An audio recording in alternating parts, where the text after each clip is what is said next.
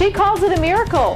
Doctors think something divine may have happened too. I'm Liz Bonus with an amazing story you won't forget. That's coming up. Our Local 12 poll today asks if you believe prayer can cure serious illness.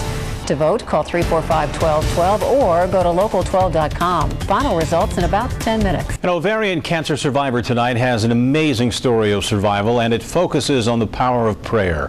When doctors at Good Samaritan Hospital went in to remove her tumors, it appeared they were gone. Local 12 reporter Liz Bonus with the story medical science can't explain.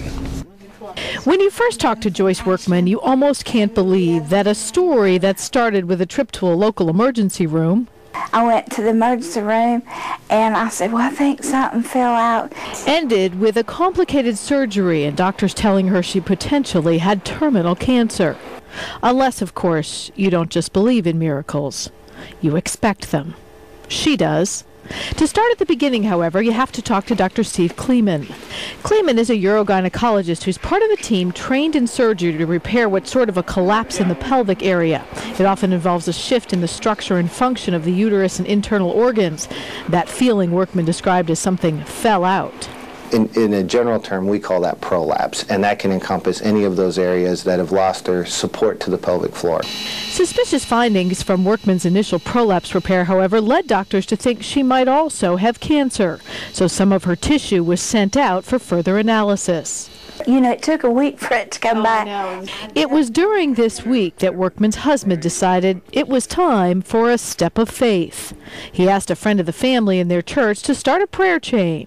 She said, well, don't you want to wait till the results come back? And he said, no, we know the results. We want to change them.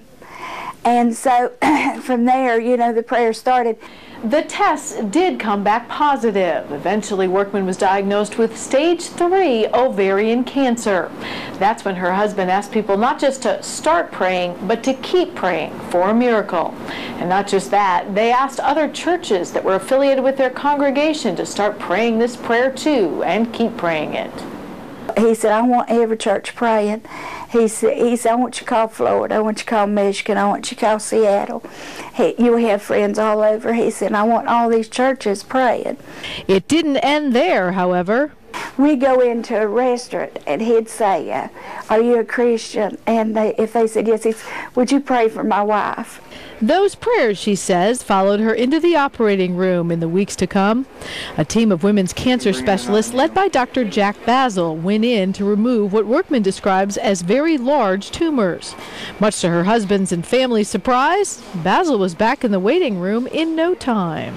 He said, you know, just, oh, ye of little faith. He said, immediately we thought, oh, they can't help her. They've had to sew her back up.